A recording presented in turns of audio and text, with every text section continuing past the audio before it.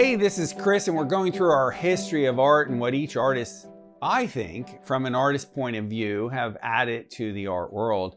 We talked about Giotto and everything going darker, farther away, and we talked about Donatello bringing humanism into this. And now we're into Leonardo da Vinci, 1450 to 1519.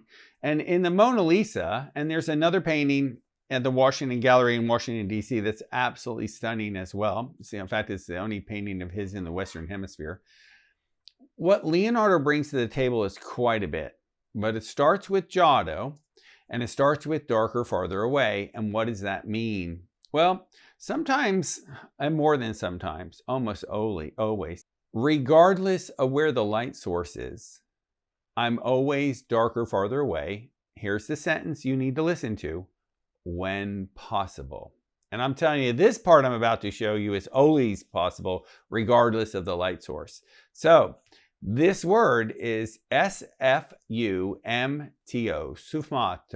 sfumato, and it's an Italian word that the Italians refer to as Leonardo's smoke.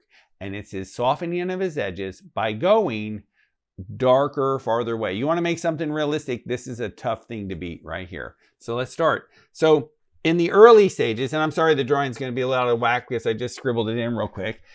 In the early Renaissance, you would have had this line outlining everything. And what Leonardo discovers was two things.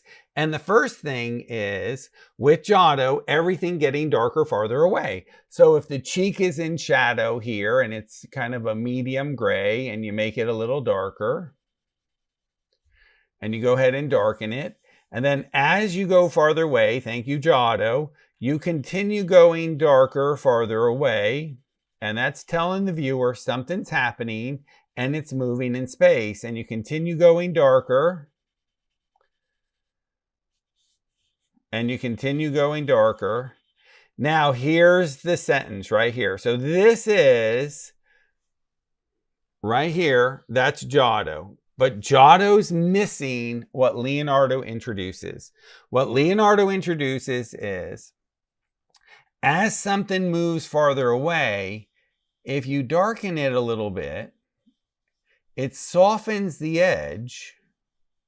So see how it's going from white to barely white to not so white, right on the edge there. So it's lighter closer to you, darker farther away, but nobody's going to know I did this. I don't care where the light is in my painting, I do that.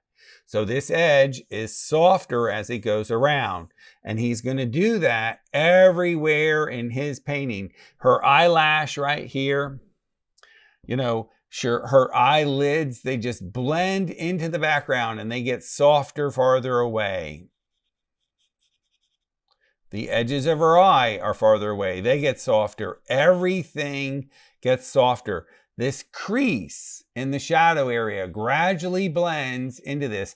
Now my finger's taking too much off, so I like to use these tiny medium-sized stumps from Creative Mark.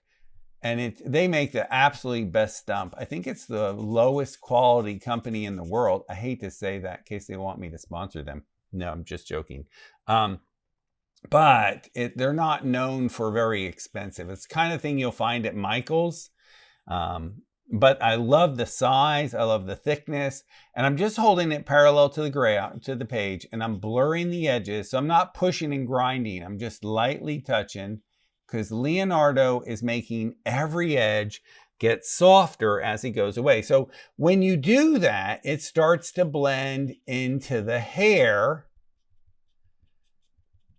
And now there's a new effect that just merged, and that's called chiaroscuro.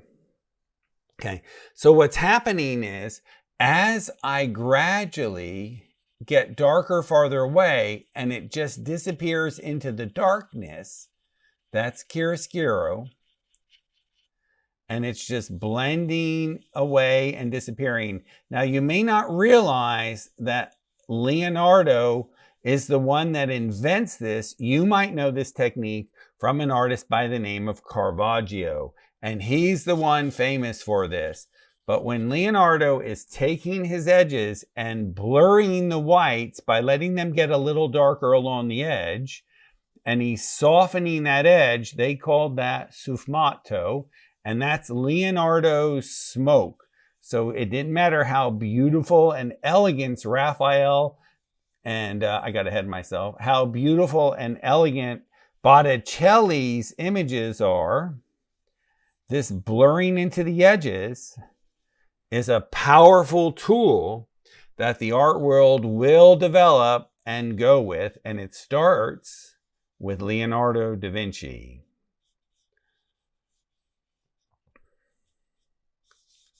And it disappears. Other things that he does, and you can see that with the background where it just kind of feathers into the background and she disappears. Now, don't forget that Leonardo also is having you look here, and then her eye here, and then her nose over here. Remember that S-curve is everywhere. Then maybe the corner of her chin, and then bringing you down to this highlight on her shoulder, and that S-curve. So everything we've learned in the past is continuing to emerge and emerge and emerge. And these artists aren't forgetting the past. They're not forgetting the art history from the past and what it taught them. And they're now hand-picking, do I use this? Do I not use this? So Leonardo da Vinci's sfumato means Leonardo's smoke. It means basically my whites get darker farther away. It means my whites get darker farther away. And then chiaroscuro, where it's disappearing into the background, because soon we're going to see Caravaggio make that white just explode out of the page against the dark. So without the darkness, there is no light. And Leonardo is removing line in the painting and letting things just disappear. This is Mona Lisa's sister, in case you're wondering who I drew.